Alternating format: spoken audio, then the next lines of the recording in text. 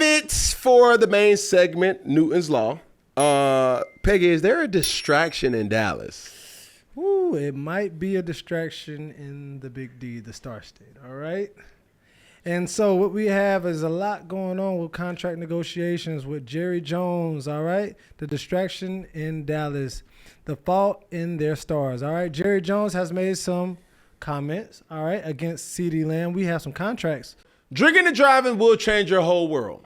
The next time you're out with your friends, consider what will happen if you get pulled over after drinking. Like the legal fees or time in court or a DUI on your record. Your decision to drink and drive can impact someone else's world too, if you hurt or kill them in a crash.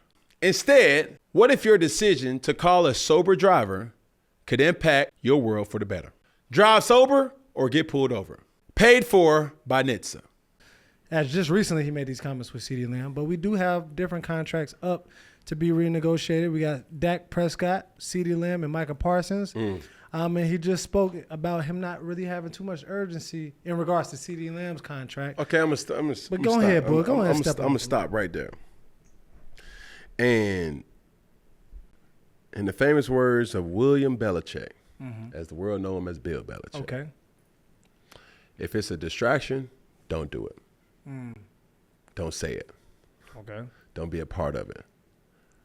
Because during the football season, distractions come easier than your next breath. Right? So, Jerry Jones, Michael Parsons, Dak Prescott, and in this situation, CeeDee Lamb, has involved the media into their locker room. And you said something, Peggy, as we were getting briefed for this. It's not that talking is an issue because we all have our own takes. Yeah. But I think what it does is it makes another person who's coming up for their contract look at you a little different too. Little side eye. And it's the leverage. I mean, it's Dallas Cowboys, quote unquote, America's team. We know you got your thoughts about that. They're not. But the cachet of Dallas is something that is at the upper echelon. That's no denying that. America's most marketed team does not make it America's a team. Yeah. You dig what I'm saying? I dig what you're saying. So that right there, you have to start highlighting what's avoidable and what's something that's, okay, we got to take this serious. Because I could tell you like this here. What's up? It ain't a lot of Micah Parsons that's walking around. It ain't. I'll tell you like this here. It ain't a lot of CeeDee Lambs on your roster.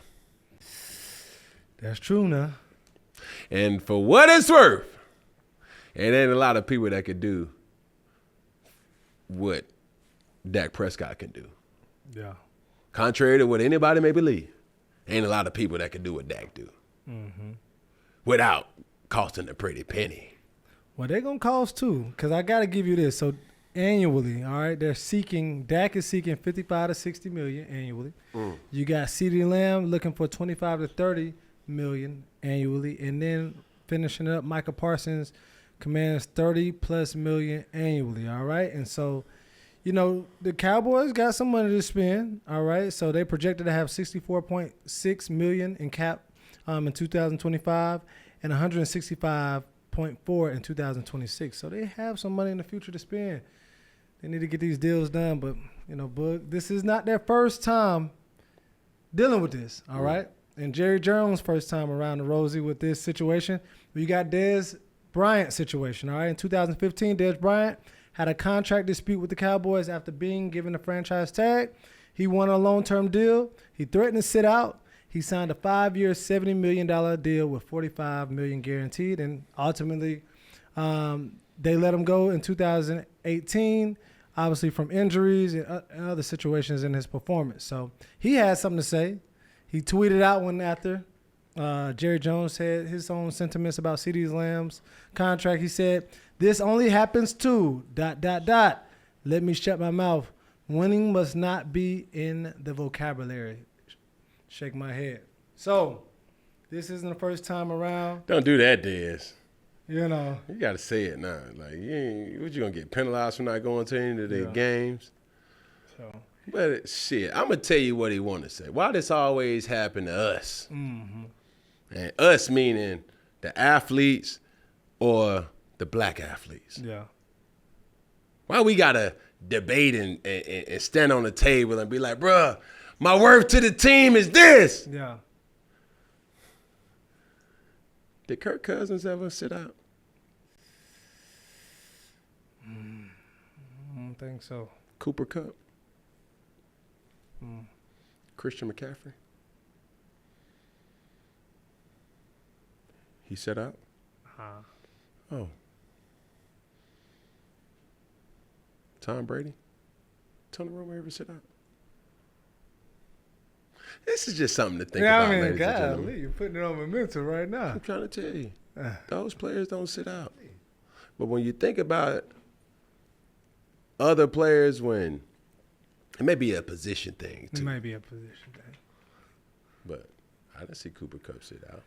So, I mean, hopefully it gets solidified. Means he went on, Jerry Jones went on to say even out that. It was like, CeeDee, you're missed, okay, but you're not missed out here competing. Okay, so stop that. You can't say something just to say you said it and then give a backhanded compliment. Correct. All right? There ain't a lot of CeeDee Lambs that's on your roster, Jerry Jones. Pay the man. Yeah. He want that Justin Jefferson. Oh, my Lord. And it's going to cost you. It's going to cost. You see what I'm saying? If you don't, and this is the leverage that CeeDee Lamb has. He knows that. Right? You don't have nobody that could do what he does. Mm-hmm. On that roster now. Bruh, it's not a lot of guys that could do what he does in the NFL. Let's just keep it above. Yeah. So when is his team going to identify that? And maybe they know something that I don't know, but is it too much to ask for top-tier money coming from one of the top-tier players? We already talked about Dak in weeks ago as far as if we're considering these players to be the top 10 highest-paid quarterbacks, I like Dak more than half of them. Yeah. Yeah. Then Micah Parsons. We already know. Come on now. We ain't even got to talk about him. Ain't even no conversation with Micah. So they had a good problem. They got 3 people that, if done the right way, can take your franchise to the next level. So do you think Dallas can get this done? Yeah, they can. But it needs to happen before the season. Because I think the cap hits a little different if they don't do it before the season. So they're going to have to spend a lot of money. Money! Money! What you got it, big dog? They do. No, America's bank, America's team, though, you know what I'm saying? They got good credit at the bank. So, Kim, I got to ask you this, though. From outside looking in, obviously you've been there. You signed for the bag at one particular time. Now, from a Jerry Jones or owner's perspective, if he doesn't sign them, is that saying winning is not in his vocabulary? Or are they able to put different pieces in place? I can't say that. Because even from you, if you had a wide receiver, you had a connection with. I say 2 out of the 3. Okay. And I'll let you choose. I think he can get to the next level with Trey Lance. Can or cannot? Can. But I don't know if Trey Lance has the talent, but I don't know if he has the consistency to prove that talent. You ain't going to get there without Micah Parsons. Yeah. You probably could, but individually, a person who can dominate and take over a game, and I can guarantee you, like, you ain't going to get there without CeeDee Lamb. So my priority would be, number 1, CeeDee Lamb. Number 2, Micah Parsons. Number 3, Dak Prescott. Because you're going to need somebody that's going to beat man-to-man. The only person that can consistently beat man-to-man on your roster is CeeDee Lamb. Not Brandon Cook. Not Ezekiel Elliott. CeeDee Lamb. Lamb. You digging what I'm May saying? had a little.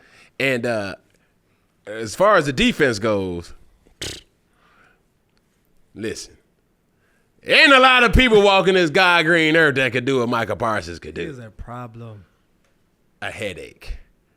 I mean, a thorn in the motherfucker ass. I mean, the motherfucker has taken over games. Where it's like, bro, somebody block this motherfucker. Is anybody blocking on that side? Shit. Hey, you. Block number 11. Coach, we trying. Cool. Dak Prescott went good. Yeah. He knows the system. He knows everything. He's comfortable. So y'all figure that out. You know. I just don't like how it's becoming a distraction in the locker room, knowing all efforts and energy is supposed to be towards winning. If you're saying, hey, we're trying to do any and everything to win, making crazy-ass comments like this ain't a winning formula. It's a segregation formula. Like, we're trying to, like, no.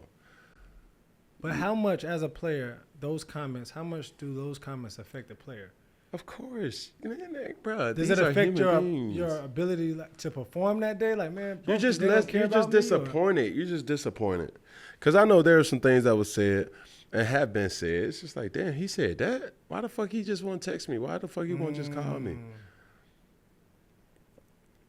But that's where you got to let your agent do what he's supposed to do. Yeah. Sometimes it takes longer than some, and you can't say you ain't got the money. You got it. You got the money. So get it up. I need it. I got to have it. Right now. Like yesterday. Real shit. Right there. Like, bruh. So the cap situation is, I think next year they're going to have the top 5 spending power in the NFL. And the year after that, they're going to be number 1 in spending power. So the money is on the line, bro.